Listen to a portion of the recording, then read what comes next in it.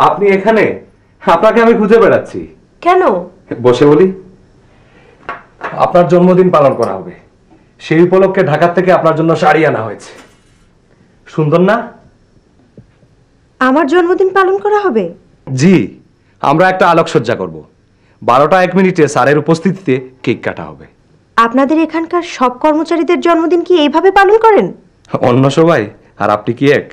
আমি আলাদা? আলাদা। কেন আলাদা?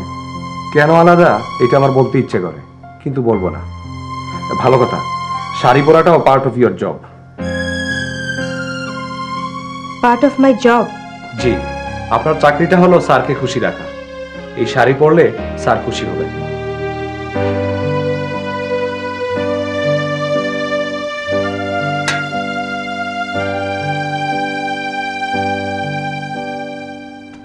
বাবা,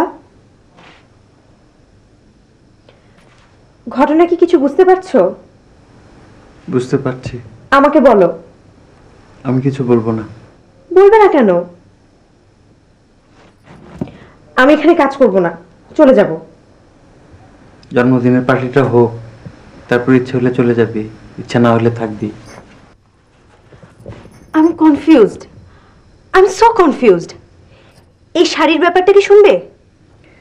খুবই দামি শাড়ি, বড় সাহেব তোর জন্য আনিয়েছেন।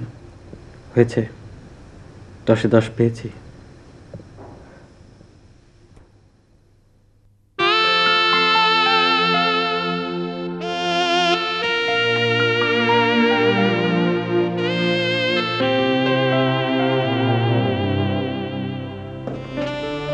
স্যার, আপনার মেয়েকে কি ডেকে আনবো?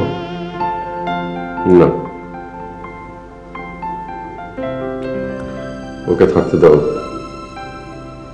ওর প্রিয়জনদের সঙ্গে।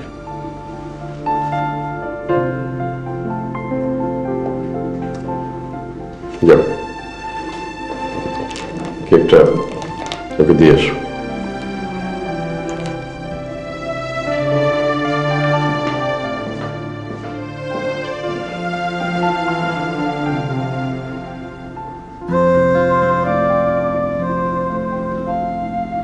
Happy birthday, my dear daughter. Happy birthday to you.